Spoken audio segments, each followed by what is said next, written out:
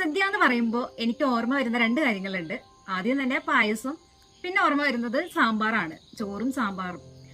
അപ്പൊ ഇന്ന് നമ്മൾ ഇതില് സാമ്പാറാണ് ഷെയർ ചെയ്യാൻ പോകുന്നത്. ശരിക്കും സാമ്പാറിന്റെ ഒറിജിൻ എന്ന് പറയുന്നത്, അല്ലെങ്കിൽ അതിന്റെ ഉത്ഭവം എന്ന് പറയുന്നത് കേരളമല്ല. അത് രണ്ട് അഭിപ്രായങ്ങൾ അല്ലെങ്കിൽ രണ്ട് മൂന്ന് ചരിത്രങ്ങളൊക്കെ ഉണ്ട്. നമ്മൾ ഇതിനെക്കുറിച്ച് കൂടുതൽ അറിയാൻ ശ്രമിച്ചിട്ടുണ്ടെങ്കിൽ തമിഴ്നാട്ടിൽ നിന്നാണെന്നും പറയുന്നുണ്ട്, അതുപോലെ മറാത്തി വിഭവമാണെന്നൊക്കെ പറയുന്നുണ്ട്. ഏതായാലും നമ്മുടെ കേരളത്തിൽ ഇപ്പൊ എന്ത് ആഘോഷം ഉണ്ടായാലും ഓണം, പ്രത്യേകിച്ച് ഓണസദ്യയിൽ നമുക്ക് ഒഴിച്ചുവിടാൻ പറ്റാത്ത ഒന്നാണ് ഈ സാമ്പാർ. അപ്പൊ ഇന്ന് ഞാൻ ഷെയർ ചെയ്യാൻ പോകുന്നത് ഓണസദ്യ സാമ്പാർ റെസിപ്പിയാണ്. It's me Simiya. എല്ലാവർക്കും വീഡിയോയിലേക്ക് സ്വാഗതം. ഈ സാമ്പാർ ഉണ്ടാക്കാനായിട്ടുള്ള എല്ലാ ഇൻഗ്രീഡിയൻസും ഞാൻ ഇവിടെ റെഡിയാക്കി വെച്ചിട്ടുണ്ട്.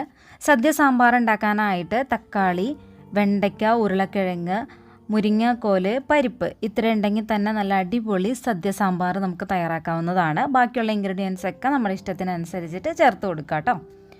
അപ്പോൾ അതേ ഇവിടെ 1 കപ്പ് പരിപ്പ് എടുത്തിട്ടുണ്ട്. സാമ്പാർ പരിപ്പാണ്. അത് നന്നായിട്ട് കഴുകിയിട്ട് ഞാൻ ഇവിടെ കുക്കറിലേക്ക് ഇട്ട് കൊടുത്തിട്ടുണ്ട്. കുതിർത്തിയതിന് ശേഷമൊക്കെ ചേർത്ത് കൊടുക്കുകയാണെങ്കിൽ പെട്ടെന്ന് നമുക്ക് വേവിച്ചെടുക്കാവുന്നതാണ് കേട്ടോ. ഒരു 15 ചെറിയുള്ളി, ഒരു 4 പച്ചമുളക്, 1.5 സ്പൂണോളം മഞ്ഞൾപ്പൊടി.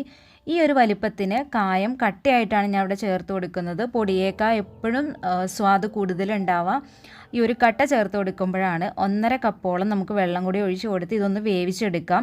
ഒരു വിസിലടിച്ചതിന് ശേഷം നമുക്കത് ലോ ഫ്ലെയിമിലോട്ട് മാറ്റിയിട്ട് ഒരു 10 മിനിറ്റ് നമുക്ക് കുക്ക് ചെയ്തെടുക്കാം കേട്ടോ.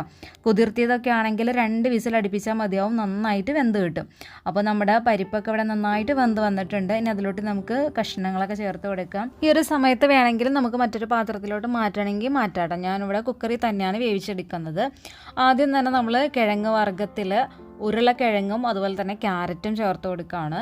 നമ്മൾ കിഴങ്ങ് വർഗ്ഗത്തിൽ ഏതെങ്കിലും ഒരെണ്ണം ചേർത്ത് കൊടുത്തേച്ചാലും മതി. പിന്നെ ഇപ്പോൾ ചേർത്തത് കുമ്പളങ്ങയാണ്, അതുപോലെ തന്നെ വെള്ളിരിക്കയാണ് ഞാൻ പിന്നെ ചേർത്ത് കൊടുത്തിട്ടുള്ളത്. ഇതിൽ രണ്ടിൽ ഏതെങ്കിലും ഒന്ന് ഉപയോഗിക്കാൻ ശ്രമിക്കുക. ഇപ്പോൾ ഞാൻ ചേർക്കാൻ പോകുന്നത് പടവലങ്ങയാണ് കേട്ടോ. അതുപോലെ തന്നെ നമുക്ക് വഴുതനങ്ങ ചേർക്കാം. പടവലങ്ങക്ക് പകരം വഴുതനങ്ങ ചേർക്കാവുന്നതാണ്. പിന്നെ ഇപ്പോൾ ഞാൻ ചേർത്ത് കൊടുത്തിട്ടുള്ളത് തക്കാളിയാണ്. പിന്നെ അതേ ഇവിടെ നമ്മളിപ്പോൾ ചേർത്ത് കൊടുക്കാൻ പോകുന്നത് ബീൻസും പയറും കൂടെ മിക്സ് ചെയ്തിട്ടാണ്. നമുക്ക് ഏതെങ്കിലും ഒന്ന് ചേർത്ത് കൊടുത്തേച്ചാലും മതി. എൻ്റെ കയ്യിൽ രണ്ടും ഉള്ളത് കൊണ്ട് തന്നെ ഞാൻ ചേർത്ത് കൊടുത്തേക്കണതാണ്. ഒരു 8 അല്ലി വെളുത്തുള്ളി ചേർത്തിട്ടുണ്ട്. പിന്നെ നമ്മൾ ലാസ്റ്റ് വെണ്ടയ്ക്ക ഇപ്പോൾ ചേർക്കുന്നില്ല കേട്ടോ. ഇനി നമുക്ക് ഈ കഷ്ണങ്ങളെല്ലാം നന്നായിട്ടൊന്ന് മിക്സ് ചെയ്ത് കൊടുക്കുക. പരിപ്പിലേക്ക് നന്നായിട്ട് മിക്സ് ചെയ്ത് കൊടുക്കുക, അല്ലെങ്കിൽ പരിപ്പ് അടി പിടിക്കും കേട്ടോ. അതൊന്ന് നമ്മൾ ശ്രദ്ധിക്കുക, നന്നായിട്ട് മിക്സ് ചെയ്ത് കൊടുക്കണം. ഇനി ഇതിലോട്ട് ഒരു 2 കപ്പോളം വെള്ളം വീണ്ടും ഞാൻ ഒഴിച്ചു കൊടുക്കുകയാണ്. അപ്പോൾ നമ്മൾ ഉരുളിയിലൊക്കെ ആണെങ്കിൽ നമുക്കത് തുറന്ന് വെച്ച് വേവിച്ചെടുക്കാം. ഞാനിവിടെ കുക്കറിൽ തന്നെയാണ് വേവിച്ചെടുക്കുന്നത്. അപ്പോൾ ഒറ്റ വിസിലും കൊണ്ട് നമുക്ക് വെജിറ്റബിൾസൊക്കെ നന്നായിട്ട് വെന്ത് കിട്ടും. അതുകൊണ്ടാണ് അങ്ങനെ ചെയ്യുന്നത് കേട്ടോ. അപ്പോൾ അതൊക്കെ ഓരോരുത്തരുടെ സൗകര്യത്തിനനുസരിച്ചിട്ട് ചട്ടിയിലൊക്കെ വേവിച്ചെടുക്കണം ഉള്ള ആൾക്കാർക്കൊക്കെ, നല്ല സ്വാദ് കൂടുതൽ വേണം എന്നുള്ളവർക്കൊക്കെ അങ്ങനെ ചെയ്തെടുക്കാവുന്നതാണ്. അപ്പോൾ ഞാൻ നന്നായിട്ട് മിക്സ് ചെയ്ത് കൊടുത്തിട്ടുണ്ട്. ഇനി നമുക്കിതൊന്ന് വേവിച്ചെടുക്കണം.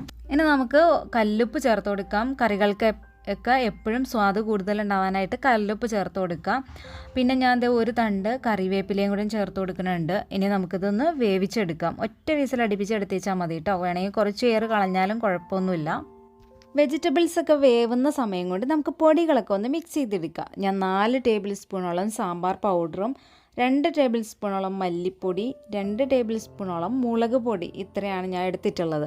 ഇതിലേക്ക് നമുക്ക് വെള്ളം ചേർത്ത് മിക്സ് ചെയ്ത് കൊടുക്കുക. ഞാനിപ്പോൾ പുളി പിഴിഞ്ഞ് വെച്ചേക്കുന്ന വെള്ളം കൊണ്ട് തന്നെയാണ് മിക്സ് ചെയ്തെടുക്കുന്നത്. ഇങ്ങനെ തന്നെ വേണമെന്നൊന്നുമില്ല കേട്ടോ. വെള്ളം ഉപയോഗിച്ചിട്ട് മിക്സ് ചെയ്തെടുത്തിച്ചാലും മതി.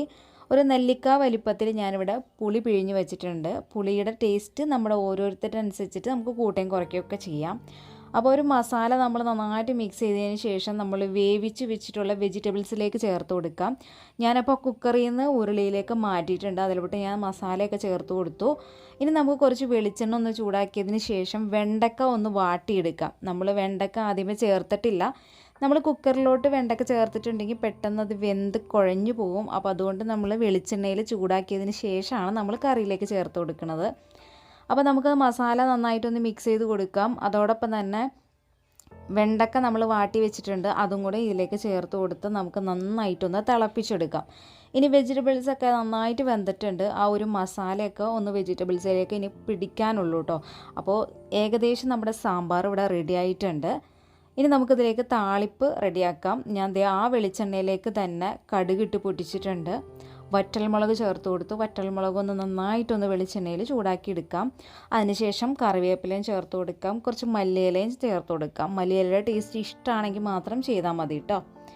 അപ്പോൾ നമ്മുടെ താളിപ്പ് റെഡി ആയത് നമുക്കതിലേക്ക് ഒഴിച്ചു കൊടുക്കാം. നമ്മുടെ ഓണം റെസിപ്പി സാമ്പാർ റെഡി ആയിട്ടുണ്ട്. എല്ലാവരും ഇതുപോലെ ഒന്ന് ട്രൈ ചെയ്ത് നോക്കുക.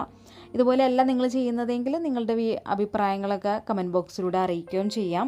എൻ്റെ വീഡിയോ ഇഷ്ടപ്പെട്ടിട്ടുണ്ടെങ്കിൽ ഒന്ന് ലൈക്ക് ചെയ്യുക. എൻ്റെ ചാനൽ ആദ്യമായിട്ട് കാണുന്നവർ ഒന്ന് സബ്സ്ക്രൈബ് ചെയ്ത് സപ്പോർട്ട് ചെയ്യാം കേട്ടോ. അപ്പോൾ നമുക്ക് മറ്റൊരു ഓണം റെസിപ്പിയായിട്ട് വീണ്ടും കാണാം. ഇതുവരെ okay, bye, thank you, tata, bye, see U.